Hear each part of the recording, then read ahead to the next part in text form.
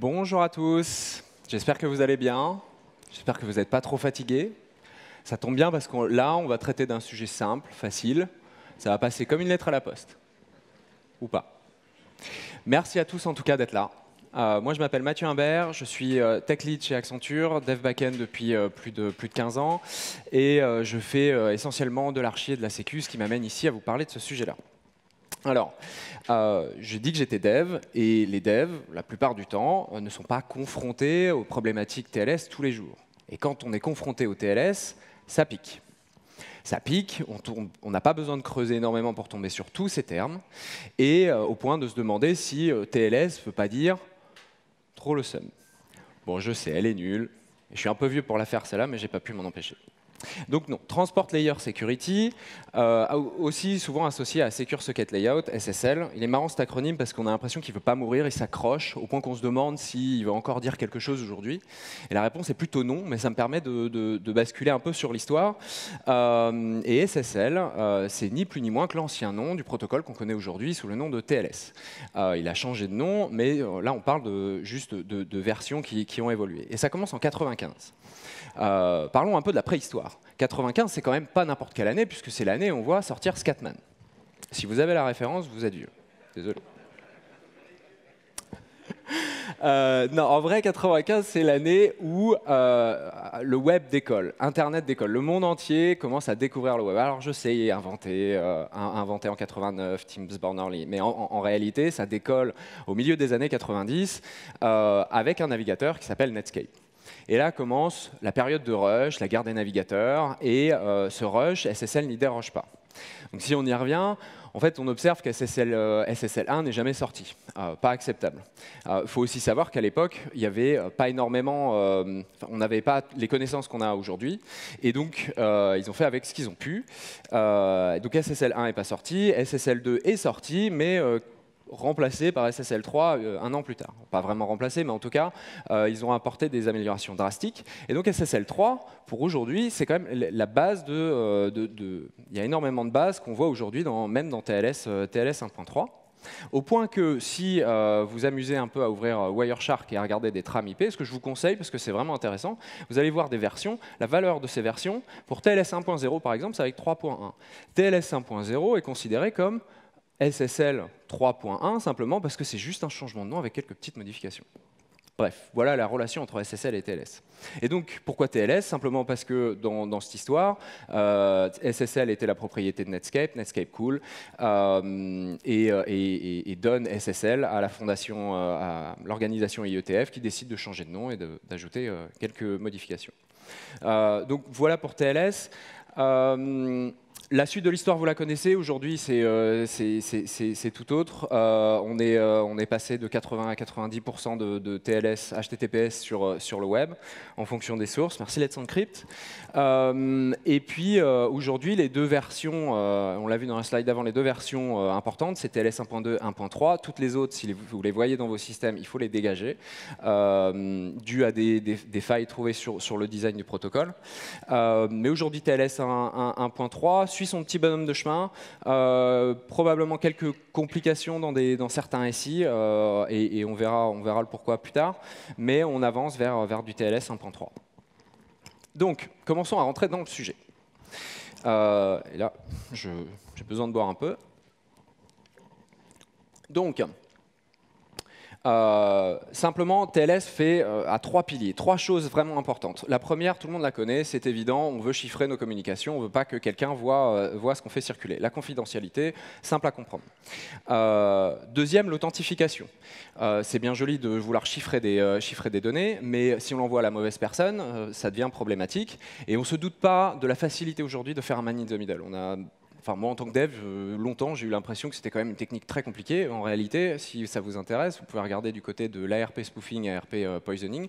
Il y a des techniques et des outils, c'est quand même très simple. Donc, on a besoin de ce genre de mécanisme pour s'assurer que les communications vont à la bonne entité. Et donc là, on parle de certificat, évidemment. Et puis le troisième, c'est l'intégrité. L'intégrité, c'est bien joli d'avoir chiffré les données et l'envoyer à la bonne personne, mais on peut toujours avoir quelqu'un qui vient voir un peu ce qui circule, ne pas forcément, évidemment pas le comprendre parce que c'est chiffré, mais toujours venir modifier des choses, qu'on appelle le bit flipping, et on peut arriver à corrompre la donnée. Donc on a besoin de vérifier que ce qui est envoyé est bien ce qui est reçu. Ces trois éléments, on y reviendra un peu plus en détail après, mais c'est vraiment la base de TLS. Mais avant que j'aille plus loin, j'ai besoin de revenir sur certaines bases. Alors, je me doute que la plupart d'entre vous, voire tout le monde, les a, mais j'ai besoin de revenir un peu là-dessus. Donc, la cryptographie symétrique, chiffrement symétrique, l'idée, elle est simple. On encrypte et on décrypte avec la même clé. On a une clé partagée, ce qui veut dire que si les entités sont différentes, un client et un serveur, les deux vont devoir partager la clé. Simple à comprendre. Un peu plus compliqué, la cryptographie asymétrique a deux clés, la clé publique et la clé privée. Et qu'est-ce qu'on fait avec ça? Déjà, d'une part, la clé privée, de par son nom, est censée rester privée. Elle ne circule jamais sur le réseau. Et la clé publique, on la voit à n'importe qui. Un attaquant pourrait avoir la clé publique, c'est pas grave. Et qu'est-ce qu'on fait avec ça? Eh bien, simplement, avec la clé publique, je vais chiffrer du contenu que je ne pourrai pas moi-même déchiffrer après, si je n'ai pas la clé privée, parce que seule la clé privée pourra déchiffrer ce contenu. Donc c'est là où on a un peu ce côté asymétrique. Mais ce n'est pas le seul cas d'usage. On peut aussi, avec la clé privée, venir authentifier du contenu, donc créer une signature que seule la clé privée pourra générer. Et la clé publique, elle, va servir à vérifier que cette signature n'a pu être générée que par la clé privée. Donc ça, c'est les deux cas d'usage qu'on connaît principalement. Il y en a un troisième qu'on verra assez rapidement. Donc, maintenant, j'ai une petite question pour vous. On parle de TLS. Imaginons que j'ai une connexion TLS initialisée, je me connecte à devoxx.fr et j'envoie ma requête get devoxx.fr. Requête HTTP. On appelle ça de l'application data.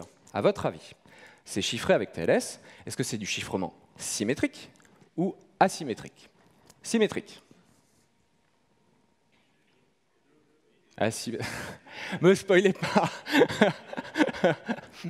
Ok, donc les deux, oui, mais pas tout à fait, parce que évidemment ma question était une question piège. J'ai insisté sur le fait que la connexion était initialisée et que je parlais d'application data. Donc typiquement tout ce qui va avoir attrait au protocole HTTP. Et là, la réponse est symétrique. Alors je ne sais pas pour vous, mais ça peut paraître un peu surprenant parce que on voit ces mécanismes asymétriques, on se dit c'est top.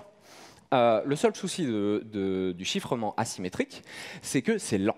C'est incroyablement lent, un ordre de magnitude au-dessus, ce qui fait qu'on va chercher à utiliser les deux et à passer en symétrique dès qu'on peut parce que c'est beaucoup plus rapide.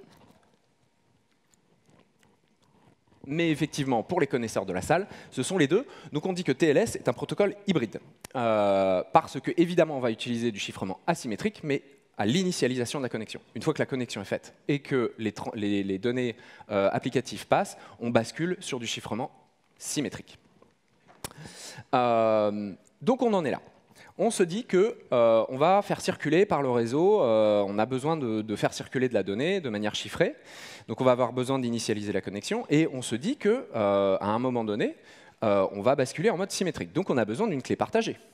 Mais moi, quand je me connecte à devoxx.fr, pour la première fois ou depuis un petit moment, je n'ai pas de clé partagée avec le serveur de devoxx.fr. Donc déjà, il va falloir que je vois quelle est cette clé partagée, il va falloir qu'on s'accorde. Quelle est cette clé? Mais en vrai, la véritable question, c'est comment est-ce qu'on va se l'échanger, cette clé? Il va falloir qu'on s'accorde là-dessus, parce qu'il y a plusieurs manières de faire. En tout cas, la résultante est il nous faut cette clé, qu'on se mette d'accord sur cette clé. Ensuite, une fois que j'ai cette clé, comment est-ce que je vais m'en servir? Comment est-ce que je vais chiffrer les données réellement? Parce que là encore, il y a plusieurs algorithmes, il y a plusieurs manières de faire. Il y a aussi la question de comment est-ce que je vais authentifier le certificat. Aussi, là, plusieurs manières de faire en fonction de comment est générée la clé, la paire publique-privée qui va avec le certificat. Et enfin, on a parlé d'intégrité. Comment est-ce que je gère l'intégrité des communications? Parce que là encore, il y a pas mal de choses à faire. Donc beaucoup de questions à répondre. Et donc pour ça, le protocole inclut une phase d'initialisation qu'on appelle le handshake. Alors là, ça c'est la slide où je vous endors tous. Donc je vais essayer de passer rapidement là-dessus. Ce que je veux que vous reteniez, c'est que historiquement, et là je vous montre TLS 1.2, et ça vaut pour toutes les versions avant, historiquement, la phase d'initialisation, ce handshake, c'est 2 allers-retours. parce qu'il y a beaucoup de choses à se dire. Et puis parce que parfois, les choses prennent du temps. Globalement, ce qu'il faut que vous reteniez, c'est que le client va proposer un certain nombre de réponses qu'il supporte par rapport aux questions qu'on a vues avant. Et il va le faire au travers d'un champ particulier qu'on va détailler tout à l'heure, qui s'appelle les cipher suite. Donc, retenez, cipher suite, c'est super important. Et donc il, lui, commence par voici ce que je supporte, et le serveur va dire ok, on va prendre ça alors, parce qu'apparemment tu le supportes et moi ça me plaît bien. Une fois qu'ils ont répondu à tout ça, le client et le serveur sont capables d'échanger la clé. Donc le deuxième aller-retour est essentiellement sur l'échange de clés. Donc il y a d'autres choses sur on envoie le certificat et il y a des checks intermédiaires, mais on est sur ces deux phases-là. Et si je vous montre ça, c'est qu'il y a une grosse différence avec TLS 1.3. Parce que quand on parle d'évolution de TLS, on parle de sécurité, mais il y a aussi d'autres problématiques qu'on essaye de résoudre. En TLS 1.3, il n'y a plus 2 allers-retours, il n'y en a plus qu'un. Parce qu'en 2019, on commence, et ça fait un bout de temps, on se dit, les 2 allers-retours, ça commence vraiment à être coûteux. Le web d'aujourd'hui n'est plus du tout celui d'il y a 10 ans ou d'il y a 20 ans. Donc on a besoin d'optimiser sur ces sujets-là. Mais comment on peut faire un aller-retour alors qu'on était obligé d'en faire 2 avant? Ça se joue sur un détail. Je vous ai dit qu'avec les 2 allers-retours, le client était censé dire ce qu'il supporte, et puis après le client dit bah, ok, on va faire ça, et après ils le font. Eh bien, en TLS 1.3, le client va partir d'un postulat, va faire un pari, et va dire voilà ce que je supporte, et tant qu'on y est, dans 60% des cas, vous les serveurs, vous acceptez ça, donc je vais partir là-dessus. Mais si ça ne te plaît pas, c'est pas grave, tu me le dis, et puis on partira sur 2 allers-retours. Il n'empêche que dans 60% des cas, voire plus, en TLS 1.3, on est sur un aller-retour parce qu'on s'accorde sur des valeurs aux questions qu'on a vues précédemment. Typiquement, comment est-ce qu'on échange la clé, et surtout comment on échange la clé ici, et puis après comment on va chiffrer les données.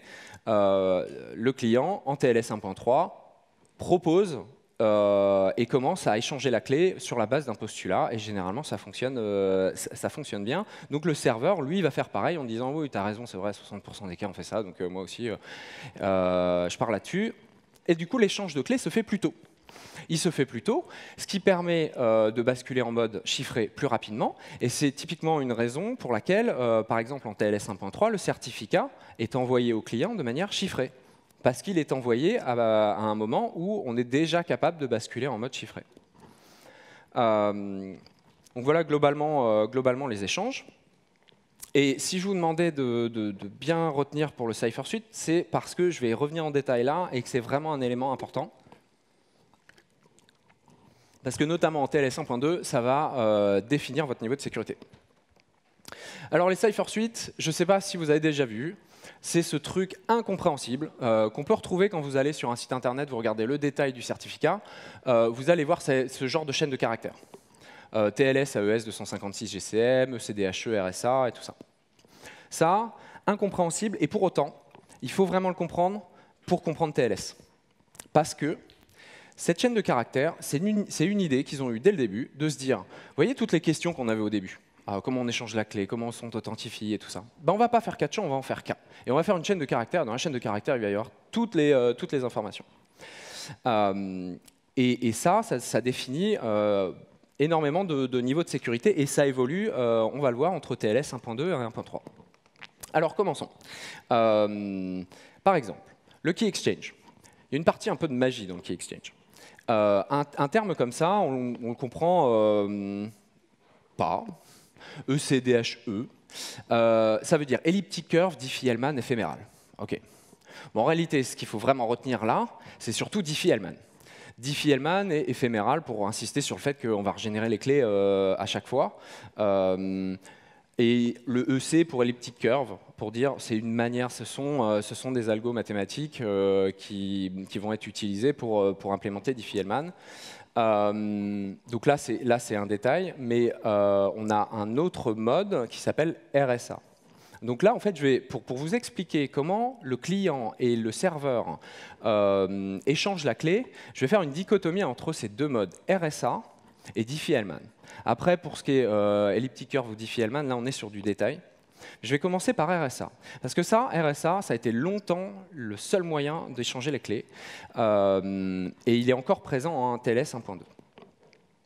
Et c'est surtout le moyen le plus simple d'échanger la clé. On a dit tout à l'heure qu'en chiffrement asymétrique, une clé publique permet de chiffrer du contenu. Okay, et seule la clé privée pourra le déchiffrer. Sachant ça, on se dit, il y a bien une clé publique dans le certificat qu'on reçoit.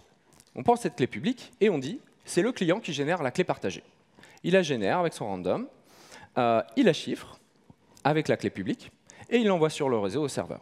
Et seul le serveur sera capable de déchiffrer et d'avoir cette clé partagée. C'est une manière de pouvoir échanger. Alors la clé passe par le réseau, mais elle est chiffrée. Petit problème à ça. Si on a la clé privée, on peut décrypter toutes les communications. Alors vous allez me dire, oui, il faut avoir la clé privée, bon courage. Hein. Sauf que les clés privées, ça se leak. Je pense que vous avez tous entendu parler d'Heartbleed. C'est ballot. Heartbleed permet d'aller tirer ce qu'il y a dans la mémoire jusqu'à la clé privée. Donc une clé privée, ça se leak. Une clé privée, on la voit à plusieurs endroits, parfois dans les infrastructures. On les voit importées sur des IDS ou même pas forcément sécurisées comme il faudrait. Donc une clé privée, ça peut se leaker. Et le problème à ça, c'est que ça permet de décrypter toutes les communications maintenant, mais on considère aussi que quelqu'un qui n'a pas la clé privée peut enregistrer des communications qui l'intéressent, les mettre de côté, attendre qu'il ait la clé privée, et plus tard pourra décrypter les communications passées.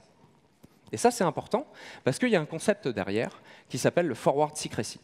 Quand vous regardez TLS, vous allez très souvent tomber sur forward secrecy. Et forward secrecy, c'est l'idée de dire ce qui est secret aujourd'hui, je veux que ça reste secret demain.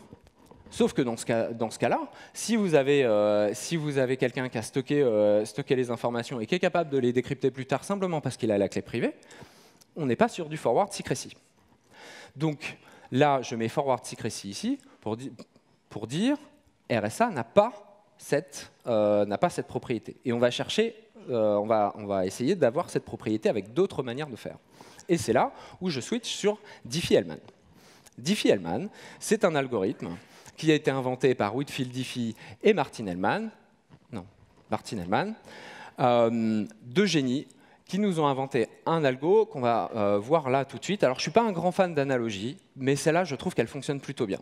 Plutôt que de vous balancer plein de maths, globalement, c'est l'idée de dire on va s'accorder sur une clé privée, une clé partagée, sans que cette clé ne circule jamais sur le réseau. Magie. Comment ça marche? Imaginons qu'on joue avec des couleurs. On a une couleur commune qui, elle, circule sur le réseau, en clair. Donc un attaquant peut la voir. Par contre, le client et le serveur, chacun de leur côté, vont générer une couleur privée. On est d'accord qu'on peut aussi appeler ça une clé privée. Une couleur privée, et du coup, vont en déduire une couleur publique en la combinant avec la couleur commune. Donc ça, c'est intéressant parce que cette couleur publique, elle, va pouvoir circuler sur le réseau. Et l'idée, c'est de dire quoi? C'est de dire que l'attaquant, il va se retrouver sur le réseau à voir en clair la couleur commune et la couleur publique. Mais avec ces deux-là, il ne pourra pas trouver la couleur privée. Simplement parce qu'on travaille en réalité ces couleurs sur des nombres primaires énormes et la factorisation de ces nombres est impossible, ou en tout cas très compliquée, aujourd'hui avec les ressources qu'on a. Donc, on fait circuler la couleur publique sur le réseau, et là, une fois échangée cette couleur publique, on la remélange avec la même couleur privée des deux côtés, et on arrive à s'accorder sur une couleur commune. Et donc là, on voit que c'est c'est une analogie par rapport aux clés publiques et les clés privées, mais on arrive à avoir ce use case sur le chiffrement asymétrique et les clés privées et clés publiques, où on arrive à une clé partagée. Donc voilà ce qu'est Diffie-Hellman. Et Diffie-Hellman, c'est une des propriétés que vous allez retrouver systématiquement avec TLS 1.3. TLS 1.3 ne veut que du Diffie-Hellman. Alors vous faites de l'elliptic curve ou pas, mais ce sera du Diffie-Hellman. Parce qu'on veut ce forward secrecy. Donc ça, c'était pour l'échange de clés, la partie un peu magique. Pour la partie authentication, Je vais passer un peu plus rapidement parce que globalement, ça se joue sur comment est-ce qu'a été générée la clé à l'intérieur du certificat. Vous savez, vous pouvez générer des clés soit en elliptic curve, soit alors je vais dire RSA, mais ça va peut-être vous perdre. Là, on parle de maths. Donc bref, vous avez deux moyens de générer clés. Vous le voyez quand vous générez des clés pour SSH, c'est la même chose. Et du coup, après, l'échange client-serveur doit être au courant de ce genre de choses pour savoir comment est-ce qu'il va vérifier la clé et authentifier le serveur. Je passe rapidement là-dessus. Mais ça me permet, donc RSA ou Elliptic Curve Digital Signature Algorithm. Mais moi, ça me permet de switcher sur les cipher suites que vous allez voir avec TLS 1.3. Avec TLS 1.3, ils se sont dit, bon, cette idée de faire juste une chaîne de caractères pour tout ça, alors que ce sont des choses qui sont complètement différentes, bon, ça pouvait passer au début, sauf que tous les algos ont changé, se sont améliorés, il y a d'autres manières de faire. Et là, avec TLS 1.2, on se retrouve avec 260 cipher suites différentes possibles, sachant que la plupart, voire la vaste majorité, n'est plus recommandée aujourd'hui. Donc ce qu'ils se sont dit, bon, bah, on va arrêter de générer cette combinatoire et puis on va sortir le key exchange et l'authentication du cipher suite. On va le mettre ailleurs dans la phase d'initialisation, dans les extensions notamment, mais on va garder juste le cipher et le MAC. C'est pour ça qu'en TLS 1.3, vous retrouvez des cipher suites de ce goût-là. Et ça me permet de basculer sur la deuxième partie qui est le cipher. Alors, il y a beaucoup de choses à dire sur le cipher. AES, vous en avez probablement tous entendu parler. Je pourrais essayer d'expliquer comment fonctionne AES. Seulement, en fait, ce n'est pas la seule chose là-dedans. Quand on parle de cipher, on voit qu'il y a le niveau de sécurité de l'algorithme qui suit derrière. Donc, on va retrouver du 128, du 256, voire du 512. Et puis après, on a le mode of operation. Et c'est le mode of operation, qui s'appelle donc ici GCM, qui est vraiment important pour TLS. Le mode of operation, comment est-ce qu'on peut l'expliquer? Eh bien, AES, c'est génial.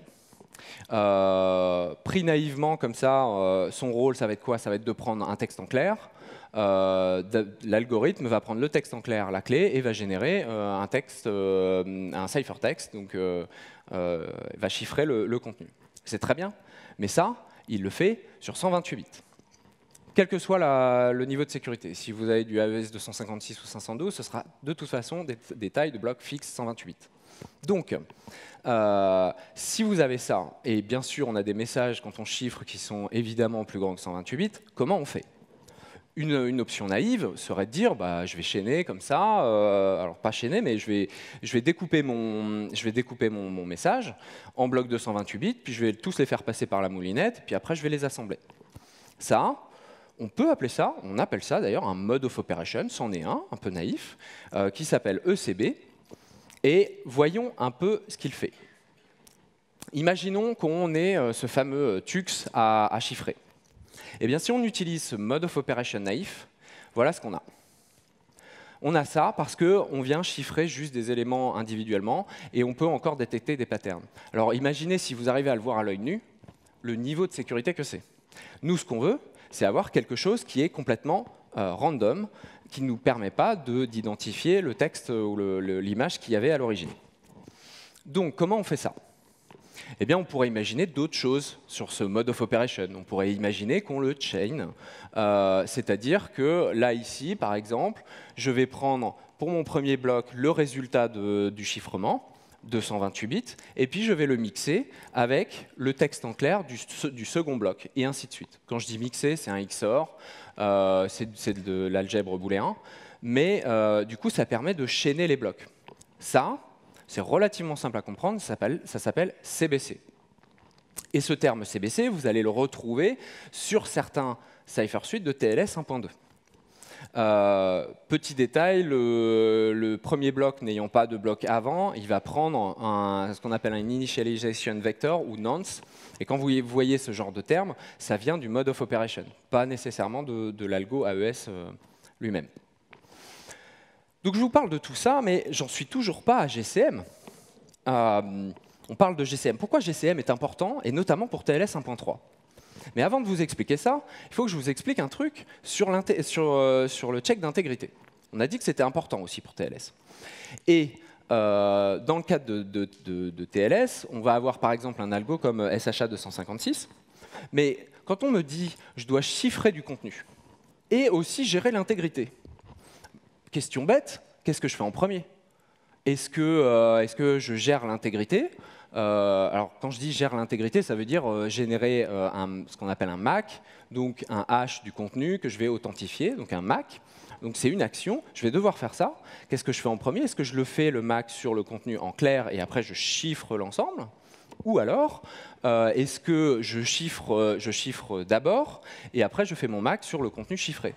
Et il y a encore d'autres alternatives. Mais il y a pas mal de questions là-dessus. Et TLS venant de SSL, venant des années 90, à l'époque, il a fallu faire un choix. Et on n'avait pas les connaissances qu'on avait aujourd'hui. Et ce choix, ça a été de dire je vais générer mon MAC, mon intégrité d'abord sur le contenu en clair, et je vais chiffrer le tout. C'est vrai, quand on voit ça, on se dit bah oui, ça paraît pas bête. Mais l'histoire en a dit autrement. Et on a vu arriver des attaques là-dessus sur l'aspect malléable de cette approche. Et au final, la meilleure approche, c'est simplement de dire on va chiffrer le contenu d'abord et ensuite faire l'intégrité, le MAC, sur le contenu chiffré. Pour une raison simple d'ailleurs, c'est qu'en vérité, on a envie de vérifier l'intégrité du contenu avant de faire quoi que ce soit, à commencer par déchiffrer quoi que ce soit. Et si je vous dis ça, c'est que on s'en est rendu compte pas moi, mais ils se sont rendus compte tardivement. Et du coup, à un moment donné, il a fallu changer les choses et s'est posé la question sur TLS 1.3 de changer les choses. Alors, on aurait pu changer cette approche, mais est arrivé GCM. GCM, il est un peu arrivé en tant que sauveur et il dit mais tu sais, moi, je suis un mode of operation, ça veut dire quoi? Ça veut dire que je suis un algorithme. Je suis un algorithme, je fais ce que je veux.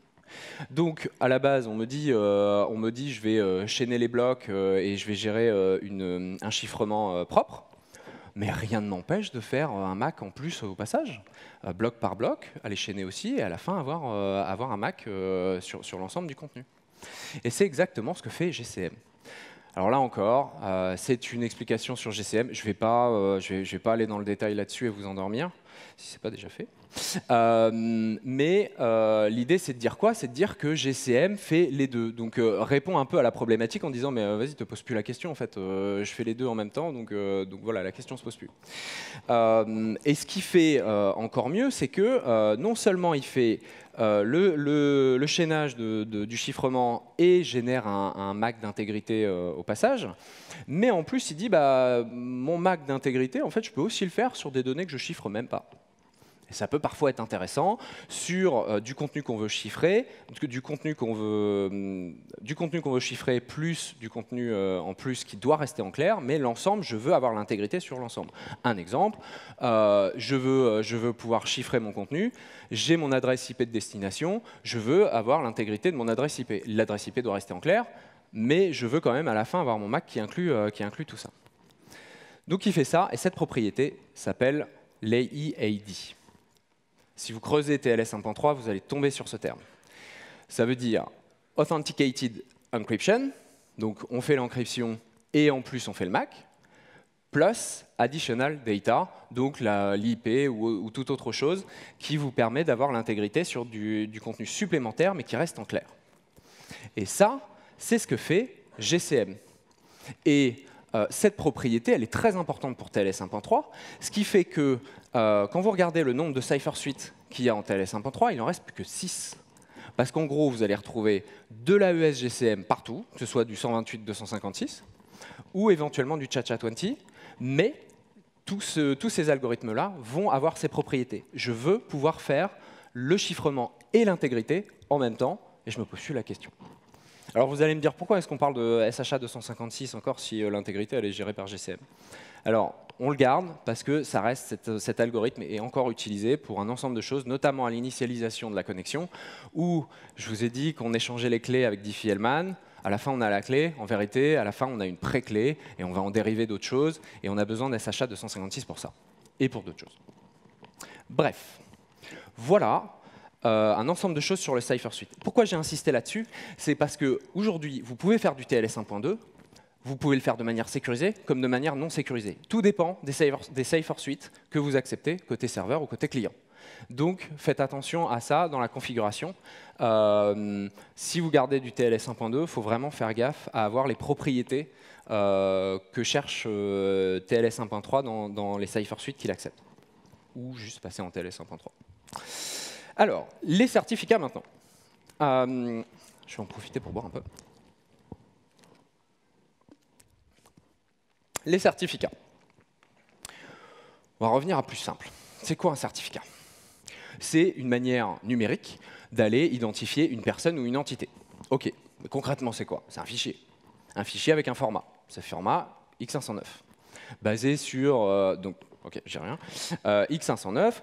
Et ce format, il va contenir un ensemble d'informations qui identifient la personne. On identifie avec... notamment sur des certificats qui vont servir au web, avec une valeur, CN, qui veut dire Common Name, et c'est celui-là qui va être utilisé pour des sites web. Mais il n'y a pas que ça, on peut parler d'organisation et tout ça. Et donc le format à l'intérieur de X509, ce format un peu clé-valeur, on va entendre parler d'ASN1, et ça, c'est un peu la syntaxe qui est utilisée à l'intérieur du certificat. Mais bon, ce fichier, si je crée un fichier comme ça, avec ce bon format, avec écrit devox.fr, ok, c'est super, mais ça prouve rien pour le moment. En attendant, je vais aussi rajouter une clé publique, issue d'une paire, clé privée, clé publique. Ok. Toujours aucune valeur. Ce qui va apporter de la valeur, évidemment, c'est la signature. La signature, et pas de n'importe qui, de l'autorité de certification. Donc on les connaît, Let's Encrypt, DigiCert, et il y en a un paquet.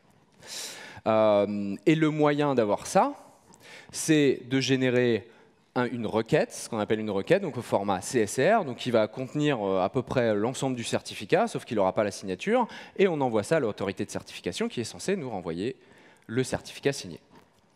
Mais ce n'est pas la fin de l'histoire.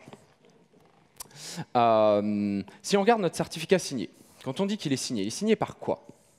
Il est signé par une clé privée. Clé privée qui est liée à un certificat et sa clé publique. Et prenons l'exemple de Let's Encrypt.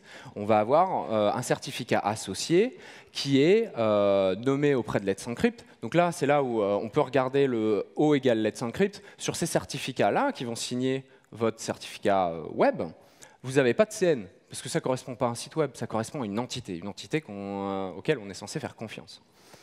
Le petit badge en haut, c'est le super pouvoir de ce certificat. Dans un certificat, vous avez juste une valeur qui va permettre de dire « moi, certificat, j'ai le droit de générer d'autres certificats ». Et c'est vraiment un super pouvoir parce que quand vous avez ça, vous êtes capable de générer d'autres certificats pour peu que le vôtre soit signé sur quelque chose où les navigateurs ont confiance, c'est complètement open bar. Donc c'est vraiment un super pouvoir. Mais ce certificat-là, Let's Encrypt, c'est encore pas la fin de l'histoire. Lui aussi, il a une signature. C'est quoi cette signature? Lui-même est signé par ce qu'on appelle un routier. OK, ça fait le troisième là.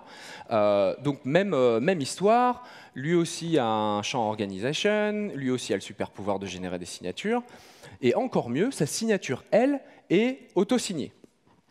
Donc là, on est en train de dire que, en gros, mon certificat qui est valide est signé par un truc, qui est signé par un truc, qui est auto-signé. La différence, c'est que ce routier-là, il est dans donc sur votre OS, à plein d'endroits, dans ce qu'on appelle un trust store. Donc il va être dans le navigateur, ou dans le trust store Java, ou dans Windows, ou dans Apple, et tout ça. Ils sont ce qu'on appelle, c'est du pinning. Donc en gros, ils sont connus, mais littéralement, presque hard-codés en fait. Ils sont dans un trust store. Et en gros, c'est votre laptop, c'est votre navigateur ou c'est votre mobile qui va aller truster ce routier parce qu'il le connaît d'avance. Et ça, c'est super important parce que, au final, on se rend compte que tout ça s'appelle une chaîne de confiance et que tout se joue sur la confiance. Alors, je vais revenir sur cette histoire de confiance. Je ne vais pas forcément avoir le temps d'aller plus loin. Si vous voulez aller plus loin sur cette histoire de certificat, vous pouvez regarder des mécanismes de révocation, parce que forcément, dans le système de confiance, il y a un moment donné où il faut qu'on sache s'adapter. Donc, on va avoir OCSP et la Revocation List, et toute la partie Certification Transparency, qui va être importante, et qui sont des initiatives récentes. Mais pourquoi je vous parle de ça? Parce que il y a eu des histoires qui font peur, justement sur cette histoire de confiance. Quand on se dit qu'on a un routier localement et que ce routier est capable de générer d'autres certificats, on se dit que les boîtes qu'il y a derrière sont des boîtes ultra sécurisées. On est d'accord? Prenons exemple sur DigiNotar. Certainement, certains d'entre vous ont déjà cette histoire. En 2011, DigiNotar, compagnie hollandaise, il me semble, se fait hacker, mais comme il faut, retourner. Du coup, le hacker arrive à avoir accès à tous les systèmes, dont celui qui contient la clé privée, et génère des certificats comme il veut. Quand je dis il génère des certificats, évidemment, il a généré des certificats pour Windows Update, pour Google, pour je ne sais quoi. Et en générant ces certificats-là, c'est jackpot, parce qu'au final, il peut faire du man in the middle comme il veut. Il se pointe, il se met en man in the middle, il fournit, mais en man in the middle full proxy, truc ultra transparent, quoi. Mais sauf que lui, il a un certificat valide au nom de Windows Update. Donc ça a été massivement utilisé en Iran et à d'autres endroits. Et c'est à partir de là où il y a eu plein de questions qui ont été posées en disant bon, il y a peut-être un moment, il va falloir faire quelque chose. Et du coup, il y a beaucoup de guidelines, beaucoup de choses qui ont été mises en place pour s'assurer que les autorités de certification ont un niveau de sécurité qui donne de la confiance à tout le monde, et notamment aux trustors, donc à ceux qui gèrent les trustors. Je pense du coup à Microsoft, Apple, Google, Firefox, Mozilla, pardon. Donc voilà. Et donc aujourd'hui, il y a un niveau de sécurité beaucoup plus élevé, mais toujours est-il qu'il faut bien se rendre compte que c'est juste une histoire de confiance. Et alors l'autre histoire que j'aime beaucoup, qui est arrivée un peu plus tard, Superfish, et qui vous donne une idée de ce qu'on peut faire avec un de ces middle certificates, vous savez, celui qui peut encore générer d'autres certificats. En 2015, il y a une entreprise qui vendait une régie publicitaire. Et ils ont une idée fantastique. On ne sait comment ils ont réussi à avoir un de ces middle certificates. Un certificat qui leur permettait d'en générer d'autres. Et qu'est-ce qu'ils ont fait avec ça? Eh ben, ils ont fait ce qu'ils appelaient un adware, ce que nous on appellerait plutôt un malware. Et ils l'ont, en fait, ce malware, ce qu'il faisait, c'est qu'il interceptait les communications en mode proxy, toutes les communications, il les décryptait. Ça c'est facile à faire. Hein. Il les décryptait, il injectait de la pub à l'intérieur des pages HTML. Et puis après, il renvoyait ça au navigateur.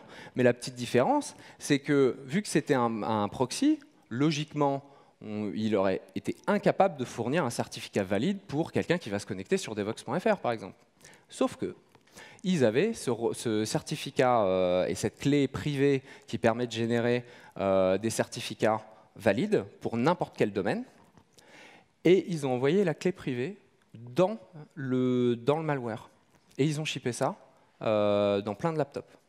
Et au final, ce qu'il était capable de faire, c'est que intercepter les communications, injecter la pub, renvoyer et dire non, mais moi je suis devox.fr, hein, je suis valide. Et les navigateurs, ils voyaient que du feu. Donc voilà ce qu'on peut faire avec ce genre de super pouvoir, et voilà pourquoi on fait super attention à ce niveau de confiance. Alors vous allez peut-être vous poser la question du pourquoi est-ce qu'on en a 3 ? Pourquoi est-ce qu'on n'aurait pas des certificats qui sont issus directement du routier?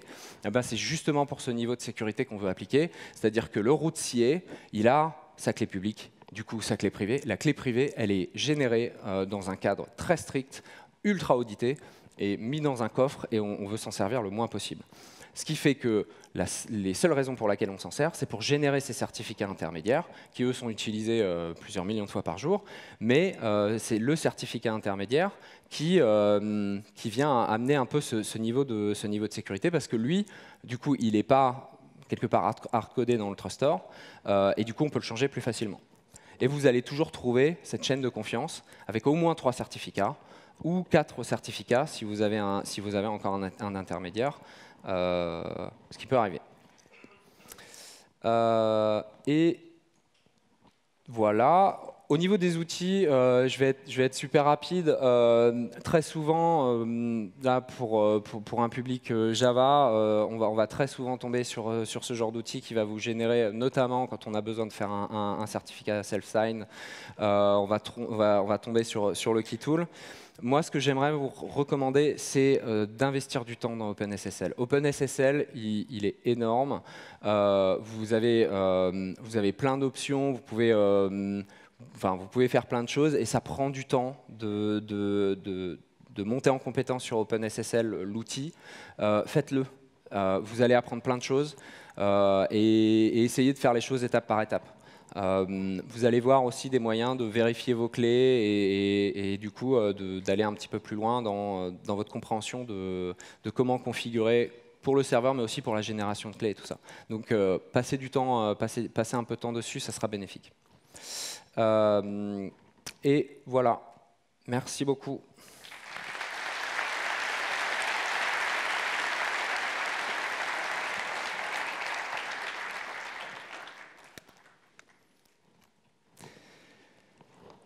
Moi, je vais en profiter pour prendre une autre bouteille d'eau. Voilà.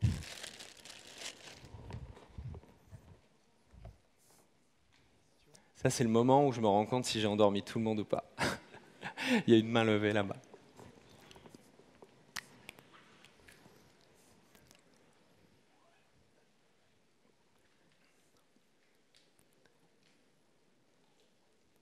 Merci beaucoup pour le sprint. Moi, j'ai une question. Il y a quelques entreprises de plus en plus qui s'amusent à faire du déchiffrement TLS avec des outils comme, son nom m'échappe, mais... Tu parles de DPI? Comment? DPI? Deep Package Inspection et Alors, je parle d'outils avec vraiment un certificat Racine, justement, que l'outil vient installer sur le poste utilisateur et qui vient se substituer au... Voilà. Oui. C'est des choses qu'on voit de plus en plus. Est-ce que c'est pas du coup une espèce de boîte de Pandore gigantesque, ce truc-là? Alors, c'est plutôt non. Mais c'est très intéressant, en fait, de comprendre cette chaîne de confiance. Ce que je vous ai montré là, c'est ce qui se passe sur le web, mais c'est ce que vous pouvez faire en privé. Dans une entreprise. Vous pouvez très bien dire j'ai un routier, je fais mon propre routier et du coup je génère des certificats et pour moi ce sont des certificats de confiance et du coup je me permets d'aller mettre sur chacun des laptops de mes salariés dans le Trustor mon routier. Ce qu'on appelle un PKI privé. Et ça, c'est plutôt la recommandation parce que ce que ça vous permet de faire, c'est si vous voulez vraiment inspecter le contenu, si vous voulez vraiment avoir un proxy et que ça passe nickel pour tous les navigateurs, au moins vous êtes transparent, c'est-à-dire vous avez un full proxy. Ça, c'est à mettre en comparaison avec ces middle box qui ont été un vrai problème pour le passage TLS 1.2, 1.3, qui cherchent à décrypter le contenu pour l'analyser. Mais là, je pense à des IDS, je pense à des firewalls et tout ça.